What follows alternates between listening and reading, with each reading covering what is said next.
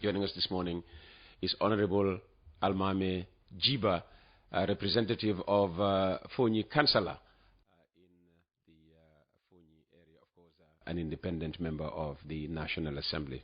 Let's move on to Jammeh and his return plans. You've remained a strong ally of his. What's your reaction to his recent announcement made at the weekend that, he plans to return in November, next month? We're talking days now.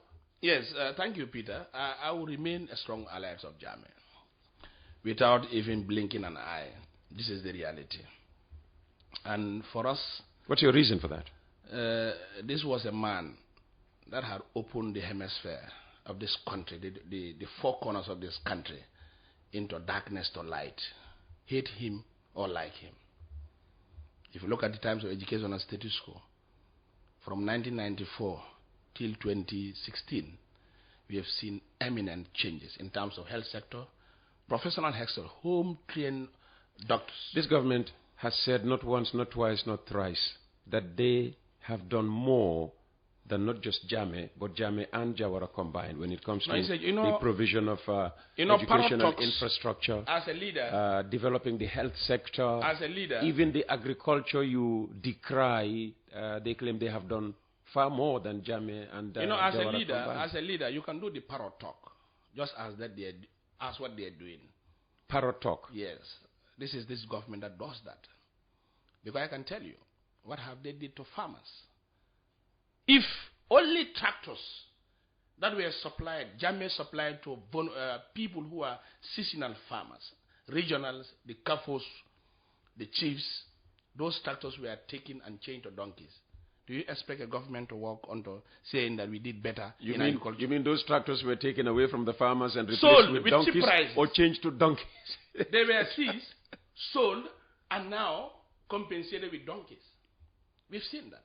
So you talk, a government that is serious into agriculture will now say that. Secondly, also, in terms of rural development, Jammeh is the one who decongests this country in terms of rural development. So how to go, road infrastructure. So he decentralized development. Big one. So the rest, it was just like taking... But Barrow is doing the same. Go to Basse. Look at the road infrastructure. That's what I'm saying. Basse. In the Combos here...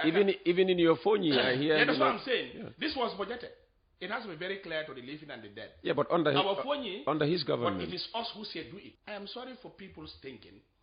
When you are a government, Barrow, before he becomes a president, did he even have any money to invest any road? We entrusted the same with Yahya Jammeh. That's what I'm saying. The same with Yahya Jammeh before he seized power. Before he seized power, this is why I'm telling. If governments are coming and boasting, we the citizens will also tell them, we told you to do this. And for roads, over $1 billion plus that we approved last year, in which my constituency, Sanga Yoro to Dasilame Road, and also Kanfenda to Tintiba Road benefited.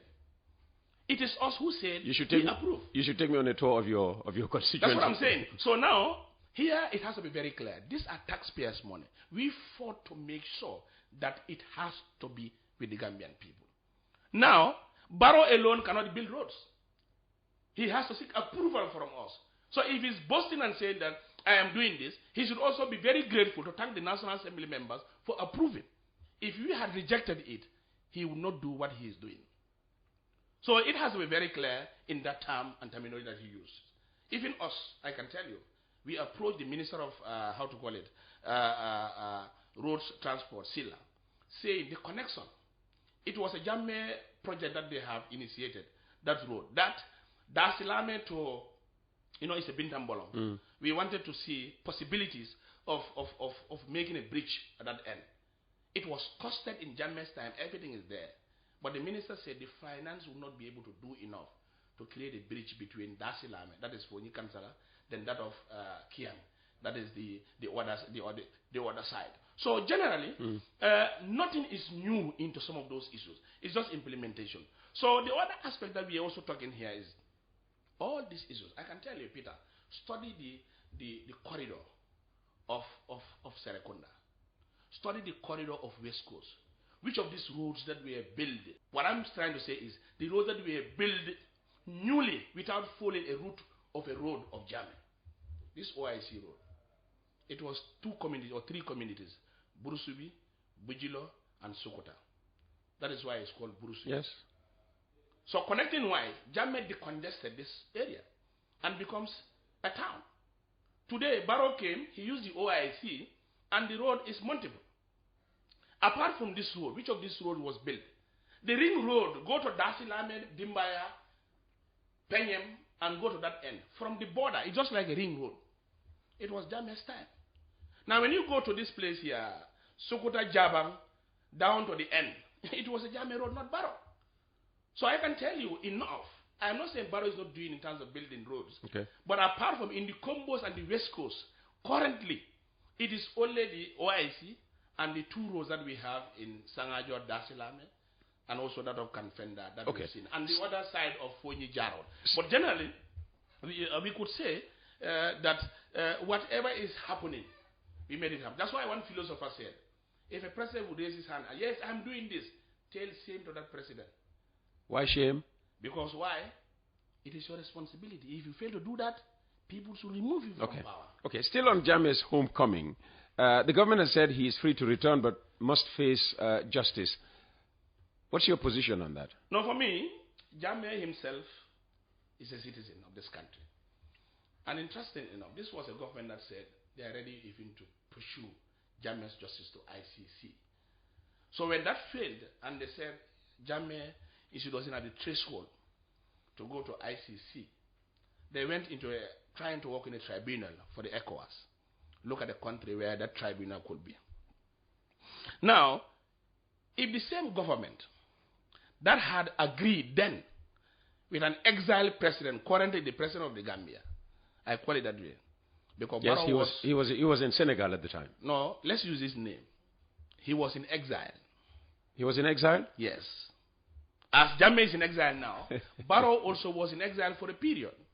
So that exile, it was rooted and planned within the Mali corridor, attend, go to Senegal with the embassy and now take oath. In the history of this country, it was only Barrow who has been in exile and swore as the president of the Gambia, though embassies in each and every country serve as the soil of that country. So he was in exile. In that exile aspect, because of fear and lack of political uncertainty, he had seek refuge based on, Maki had played an instrumental role in installing Barrow as a president. So when that happens, it was a joint declaration. Let's understand this way. Others can agree in terms of law fraternity. Others say a joint declaration is not a law, it's a binding, it's not whatever. But now you expect AU, UN, ECOWAS, and the coalition partners who was represented by Khalifa Saleh and Jammeh himself to work in a declaration. And the declaration becomes futile and say, no, it's not binding, whatever. If it comes, it's not law, whatever. What would be the mirror that people look at AU? What mirror would people look at ECOWAS? So you're saying the credibility of the AU ECOWAS is at stake and ECOWAS... Because I can tell you, declarations are normally not done. For example, you say, okay, the UN Secretary General come and sign. ECOWAS chairperson come and sign. AU chairperson come and sign. Declarations are made on proposal grounds. So when that proposal ground is met now, the country and representative, even Chambers was here. A lot of people were here to make sure they ascertain what is happening. So, for example, if they are now dismissing this act and said, no, this is just a joint declaration, we are not talking about that. But I can give you this synopsis, Peter. Why did, before 2020, I think 2021, before elections, why did Barrow visit Jammeh's compound? Why did he visit Jammeh's compound? No, I leave it to the government. No, you know. Dr. Ismail Assise. You know, tell us, you know. Because the reason why I'm saying this, why did he visit Jammeh's compound? You know, tell us. This is an opportunity. They were anticipating. No, this is an opportunity to hear it from you. If they are anticipating that TRRC is in the neck of Jammeh, a lot of issues are in the neck of Jammeh, why did he visit? Secondly, why did he accept? Honorable Gibba knows. Why is Honorable Gibba not telling us? Why did he accept the alliance with Fabakary? Why did he? Because why? He was looking for a political score. To rule, to continue to rule. He has forgotten about issues of Jammeh. I was disappointed when I heard he was my former lecturer, Ismail Assise. I respect him. I think I interviewed Senegalese television that whoever joined alliance with Jammeh is ungrateful, whatever. He was talking. This was the same brother, a lecturer of mine, who had stood here and said that man sitting in the hemisphere, the principal of this country is clueless. Today he's sitting the same table, centering and discussing project plans and proposals, implementation of government issues with a clueless person. That was put to him sitting on this So same now, that was put to him sitting on this same platform, and he Yes. said what he said then, being outside and looking in, when he was now inside and looking in, he regretted. he regretted. Yes. You know, this is what politicians will say. This is the nature of politicians. I can tell you, Peter, a politician will regret after entering and eating the soup. Because now you're faced with reality. No, delicious. Everything, it's like everything you're saying about the executive is just based on your assumptions, because you've not been in the executive just yet. Now, when you get into, the executive now, you begin to be faced with reality. And then maybe you will have a change of heart on some of your positions. You never know. Peter is sad. People who we taught are technocrats and professionals in an area. And you cannot give assumptions into issues that are not factual.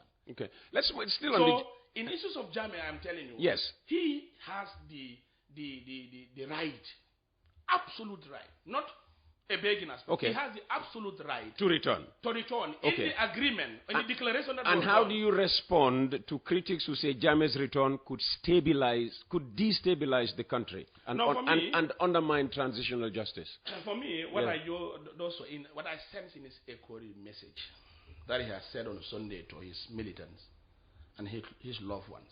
One of which you are. I am part of it, and I was present. Okay. Happily present. Okay. Boldly. Wait, did you cheer like the No, others for me, cheered? I realized that it is even late for him to announce his return. He could have even returned better than this time. Okay. Because what I do know is, if, for example, in his audio that he has said, because the network issue had a problem, that's why he came with an audio, that if his return could trigger something, we could have sensed it in his audio message. One, he said he is a citizen. He narrated the ordeal that has passed, what they have agreed, and what he wants as a citizen. So his coming by, you're saying, will not cause any destability, no, for me, it doesn't cause destabilization, unless people instability, who have looted his assets and destroyed the content of his core. Because if I destroy your wealth willingly, I demilitarize your own compound willingly. What I said you are bad of, I am doing worse than that. Can I face you? As we are facing each other, I will raise my head down. So this is a government that had did that to Jammeh. And you would see any country, any Republican president in the whole world that is so humiliated in terms of destructfulness, in terms of resource base, than that of Jammeh. Let's move this conversation on. With the 2026 elections approaching, how do you assess the current political situation in the Gambia? No, the current political situation is very toxic. Very, very toxic. Because now... Who do you blame for the toxicity? Here, I can blame both the oppositions and the ruling party. Because why? Would you consider yourself part of the opposition? Yes, I'm an opposition. Okay, all right. I am a full-fledged opposition. Okay. In which I want 2026 Barrow to be removed immediately. And we install a president. So what's the cause of... What's the reason behind this toxicity? How to call it? What would I even put it? Every individual is anxious of becoming a leader. Everybody. That's why you see Tom, Dick, and Harry, each and every person come with political parties, giving them titles, big names and jargons, that I will do X, Y, Z, I'll do X, Y, Z. So that alone becomes very fragmented. And you will realize that for us to make a befitting change for a country becomes very difficult. Because you, Peter, you have your own political party. I have my own political party. He has his political party. The other guy has his political party. When shall we sit to be able to forgo differences and we see the Gambia force? That's an interesting point you just raised there. Increasingly, people believe that the only way Barrow can be dislodged from State House, number 1 Marina Parade, is by the entire opposition coming together as one force. Do you see that possibility of a grand opposition coalition, if you like? As at now, I'm not seeing that. Generally. Why? Because people are greedy of being a leader. or becoming a leader. Every Tom, Dick, and Harry want to lead. Because the syndrome that they did in 2016 may differ a little bit. Because oppositions, really, they are not in talking terms. Oh. We only have a year or 2 months, or a year or 1 month to go into the general elections. True. What pronouncement? For example, a big political party will say, okay, I'm looking for coalition. Everybody, you can come and That's not the way you work on a coalition. Start talks. But I haven't seen any serious talk. If it is around, maybe I may be corrected. But I haven't seen or I have not been invited to any serious talk of a political merger or an opposition merger. Though I cannot diminish. Maybe elections can come because coalition 2016 came existence within 3 months. 3 months, exactly. So exactly. I may not rule a joint coalition. And I will also, for example, I as a person, I am more into a joining coalition than fragmentations of political parties. Yeah, speaking of fragmentation, your party is fragmented. Exactly. And Jammeh called for unity. Do you think there is the possibility of APRC coming back together as one I may not force? diminish our unity within the APRC fraternity, but I am seeing a slim chance in that. Because why? The other ones, that are controlling the APRC really, in terms of law and constitution. That's the Fabakary, I've seen a small chance of them demarrying themselves from Barrow and joining us. And joining you? And saying, even not saying joining us, that we are a political party with no alliance now. And we want to build and restructure our regional for us to be able to advertise ourselves and say we are a political party. So I'm assuming that, there are ongoing talks between the No to Alliance and the Yes to Alliance. Moderately, but not as realistic as people may. Are you involved in those talks? No, for me, when I traveled to China, I think they had 1 or 2 talks, which I was not. Okay. And I think it ended there. So there are talks. Talks. Well, yeah, they had a talk. Or there have been attempts at getting talks going. But that talk doesn't materialize. Okay. Because the main problem now with us is remove yourself from Barrow, we unite. If you remove yourself from Barrow, saying we are no more in alliance with Barrow, unity will be a must. Yeah, but what do you give Fabakary Tombong Jatta, for instance, if he removes himself from Barrow and comes back? What can you offer? Fabakary cannot be removed. Barrow's giving him Speaker of the National Assembly. No, giving Speaker of the National Assembly. Even if Fabakary today said, Barrow, our coalition ended, Barrow cannot sack Fabakary Tombong Jatta as the Speaker. The Yakumba issue. Then he does 1 more year, and that's it. Right. No, that's what I'm saying. So you expect... I'm not seeing Fabakary to continue into the window of politics. As I'm watching of it. I don't say he is saying he will not, but as he's aging and as his look, I don't see him more onto going into the issue. Honorable Gibba, thank you very much for your time this morning. In 1 minute, how would you like to, wrap up this conversation? Yeah, actually, thank you very much, Peter, and I thank my constituency people. And I'm saying, Jammeh said he's coming by November, and I will also invite you to the airport. Jammeh? To welcome Jammeh. Well, I mean, if reports, share that the TRRC, are anything to go by, he would have loved to have me dead by now. No, those are the reports of TRRC. So you don't believe them? No, I don't believe. Jammeh will do nothing to me. No, TRRC is political. It's politically motivated. And we have the rank and files that had an idea to make sure they taint Jammeh. But today they are all tainted. The like of Isafal. So if Jammeh came back... The like of my brother, he doesn't want to hear, but I will tell him. Who? A fugitive, a Kupis. Who? Al-Haji Barrow. From red carpet to the airport, 30th December, attacker, chief investigator. He looted our resources, being chief investigator. Because what I'm saying, he's paid.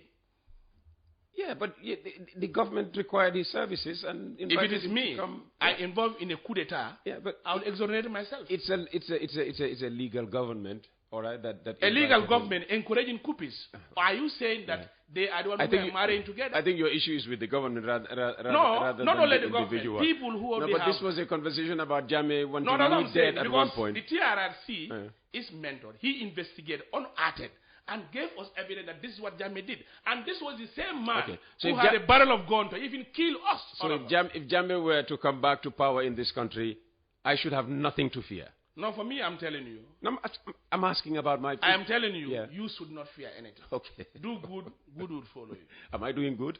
You are going good. Honorable Gibba. Thank you very much for your time this morning. That was Honorable Almameh Gibba, National Assembly member representing Fonyi Kansala, strong ally of former President Jammeh. Jar Oil. The company have filling stations across the country, and our rates are relatively cheaper than anyone else across the country. Jar Oil is the biggest producer and distributor of cement in the country with the most competitive prices in the market.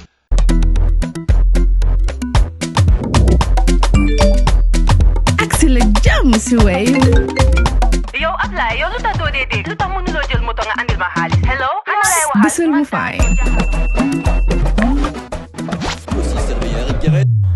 What? Bësal mu fine. Oh, yes!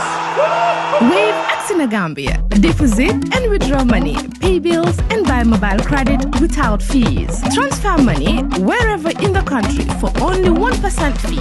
At Wave, bësal mu fine. Wave, your money is yours.